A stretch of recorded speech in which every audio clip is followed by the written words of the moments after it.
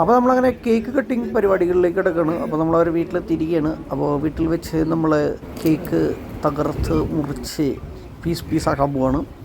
അപ്പോൾ ഇവിടുന്ന് പോയ അമ്മൂളും അപ്പുക്കും വരെ കേക്ക് മുറിക്കാൻ പങ്കുചേർന്നിട്ടുണ്ട്. അങ്ങനെ അവർ വളരെ ഹാപ്പി ആയിട്ടുള്ള ഒരു മൊമെൻറ്റാണ് നമ്മളിപ്പോൾ കണ്ടുകൊണ്ടിരിക്കുന്നത്.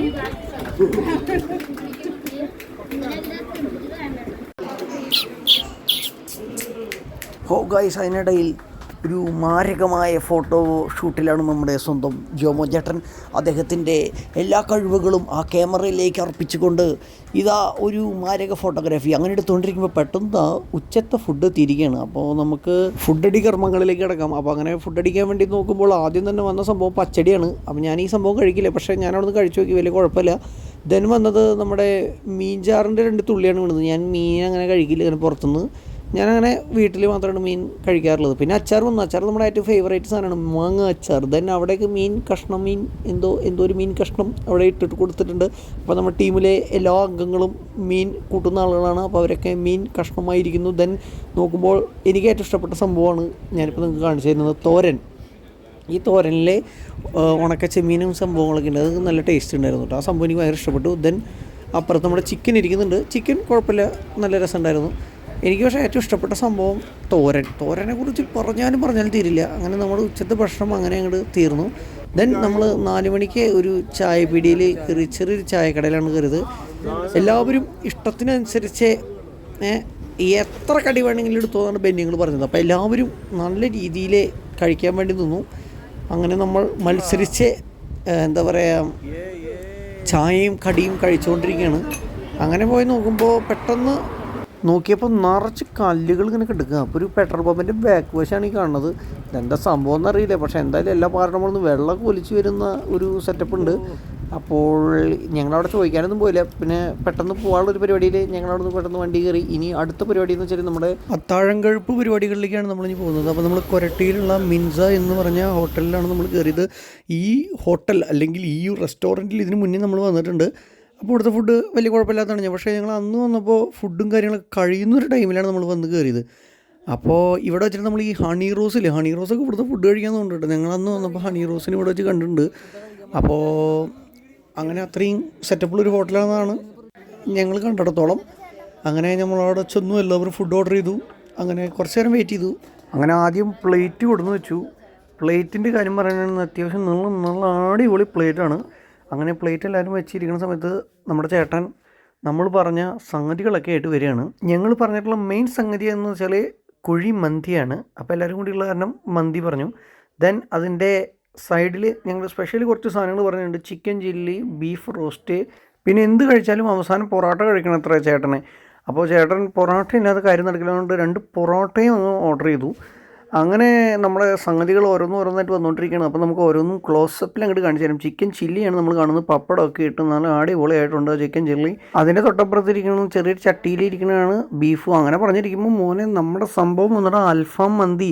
ഇവിടുത്തെ ഒരു പ്രശ്നമായിട്ട് എനിക്ക് തോന്നിയത് ഈ അൽഫാം മന്തി ഒറ്റ ടൈപ്പുള്ളൂ. നമ്മളിപ്പോൾ സാധാരണ ഏത് മന്തി ഷോപ്പിൽ പോയാലും അല്ലെങ്കിൽ മന്തി കിട്ടുന്ന ഏത് കടയിലും അൽഫാം കുറേ വെറൈറ്റീസ് ഉണ്ടാവും. അല്ലെങ്കിൽ എന്താ പറയുക, കുറേ സാധനങ്ങളുണ്ടല്ലോ. എന്തൊരു പെരി ഗിരി, അതേപോലെ ഹണി ഗിണി, അങ്ങനെ കുറേ സാധനങ്ങളുണ്ടല്ലോ. പക്ഷേ എന്തായാലും നമുക്ക് നോർമൽ അൽഫാമും മന്തി വന്നു. അപ്പോൾ ഇനി അടുത്ത പരിപാടി നമ്മളിത് കഴിക്കുക എന്നുള്ളതാണ്. പിന്നെ അതുപോലെ വേറൊരു കാര്യം പറയാനുള്ളൂ, ഇവരുടെ ഒരു ഏറ്റവും വലിയ സെറ്റപ്പ് എന്താ വെച്ചാൽ നമ്മൾ എത്ര ആൾ വന്നാലും നമ്മളിപ്പോൾ അഡ്ജസ്റ്റ് ചെയ്ത് അവിടെ ഇവിടെയും പോയിരിക്കേണ്ട ആവശ്യമില്ല.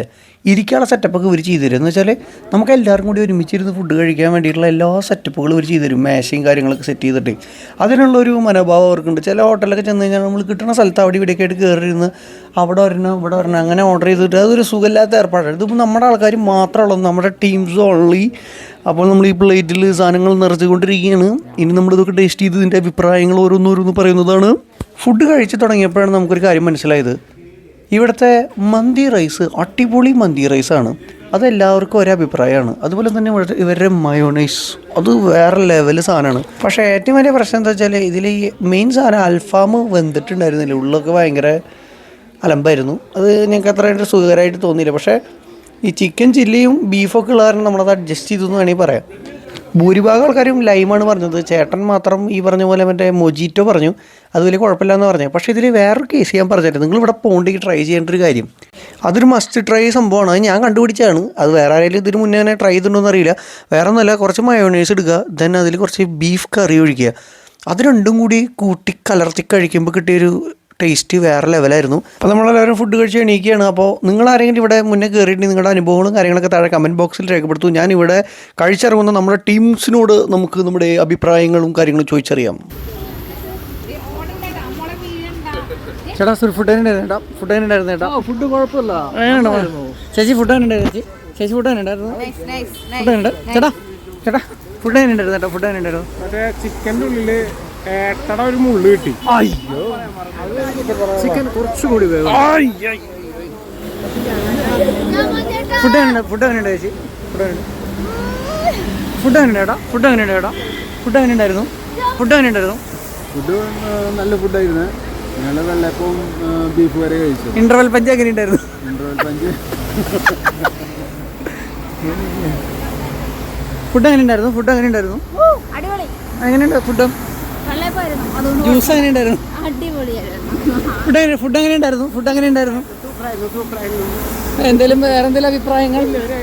ഇനി ഇവിടെ വരുമോ? വേണ്ടി വന്ന വരുന്നില്ലേ? ഫുഡ് എങ്ങനെയുണ്ടായിരുന്നു? ഫുഡ് എങ്ങനെയുണ്ടായിരുന്നു? ഇനി വരും ഇവിടെ. ഇങ്ങനെയൊക്കെ പറഞ്ഞുകൊണ്ട് നമ്മുടെ ഈ ഒരു വ്ളോഗ് ഇവിടെ അവസാനിപ്പിക്കുകയാണ്. അപ്പോൾ ഈ വ്ളോഗിൻ്റെ ഈ ഒരു സീരീസ് നിങ്ങൾക്ക് ഇഷ്ടപ്പെട്ടെങ്കിൽ, ആകെ 3 വീഡിയോകൾ ഈ സീരീസിൽ, എന്നാലും കുഴപ്പമില്ല, നിങ്ങളെല്ലാവരും കണ്ടിട്ടുണ്ടാവും എന്ന് വിചാരിക്കുന്നു. കാണാത്തവർ പിന്നെയും പോയി കാണുക. അപ്പോൾ ഇതിൽ നമ്മൾ പരിചയപ്പെട്ട കിടിലൻ സ്ഥലങ്ങൾ, കിടിലൻ ഫുഡ്, അതുപോലെ നമുക്കുണ്ടായ അനുഭവങ്ങളും കാര്യങ്ങളൊക്കെയാണ് നമ്മൾ ഒരു വിധയിൽ ഉൾപ്പെടുത്തിയിട്ടുള്ളത്. പിന്നെ ബസ്സിനുള്ളിൽ വെച്ചൊരു പാട്ട്, ഡാൻസ് പരിപാടികളൊക്കെ ഉണ്ടായിരുന്നു. അത് നമ്മൾ വീഡിയോ എടുത്തിട്ടില്ല, കാരണം അത് കോപ്പി റൈറ്റ് വരുന്നുണ്ട്. അപ്പോൾ അങ്ങനെയൊക്കെ പറഞ്ഞുകൊണ്ട് നമ്മൾ ഇവിടെ അവസാനിപ്പിക്കുകയാണ്. പുതിയൊരു വീഡിയോയിൽ വീണ്ടും കണ്ടുമുട്ടാം. Okay, tata, bye bye, see U.